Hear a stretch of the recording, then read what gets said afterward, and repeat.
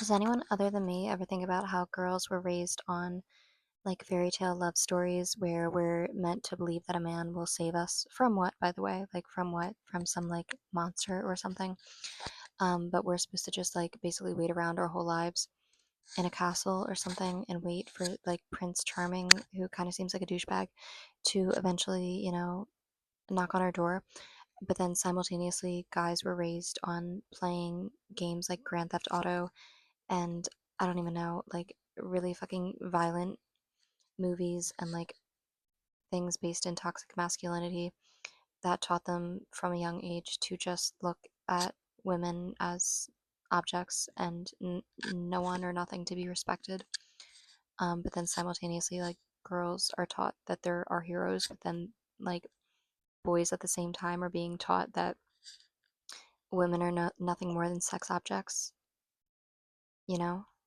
And then it creates this dynamic where like girls grow up to be young women seeking male validation, and then those men never had any respect for women and just take the uh, that kind of desperate energy of like a girl sought after them as something to just inflate their egos because they were already taught not to respect them, you know?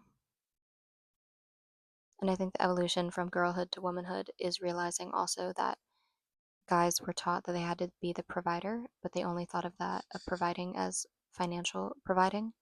And so they focused on their finances before love and prioritized that before love, which also prioritizes taking care of their root chakra, which is all about stability and security, um, above their heart chakra. And so from that point, they focused on having a solid, good foundation. But girls were kind of programmed to follow their hearts.